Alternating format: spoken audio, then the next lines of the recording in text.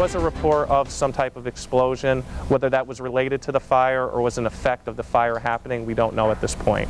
Shelton and state fire marshals are investigating a blaze that fire officials believe started in a storage room at Shelton High School. Hello, I'm Nancy Barnes, and you're watching News 12 Connecticut. The Shelton Police Department says it has set up a command post outside the school as it is expecting a quote, long and extensive investigation. News 12 Connecticut's Kimber Crandall joins us near the high school. Kimber, it's winter break right now, but I understand there were some people inside the building when the fire broke out. Nancy, the Shelton Police Department estimates 75 people, including maintenance, staff, faculty, and some students participating in athletics, were inside the building when the fire broke out. Firefighters say when they arrived, it was a working blaze.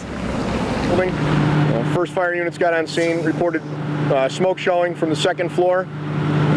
They found fire in a storage room on the second floor with extension to the third and fourth floors through the ductwork.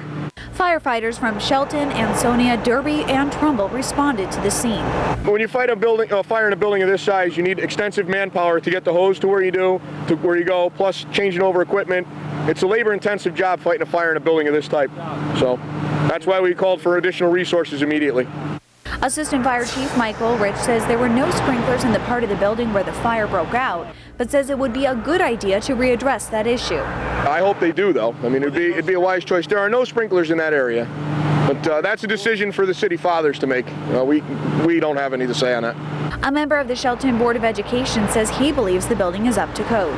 My understanding that the building does meet the State Fire Marshal's Code. Police Sergeant Robert Kozlowski says the Shelton and State Fire Marshals are investigating the fire, and a hazardous material response team is at the school checking for traces of mercury. When the fire was spreading throughout the high school, there were several light bulbs that were in the high school that, due to the fire, exploded, which caused mercury to be released. The State Health Department, Valley Health Department, and Department of Environmental Protection are on scene. Now, the police department says it will be a long and methodical process to investigate the fire and make sure the building is safe for students to return. No word on whether classes will resume next week, as they are scheduled to after the winter break. We'll continue to follow this story and keep you posted on the latest. In Shelton, Kimber Crandall, News 12 Connecticut.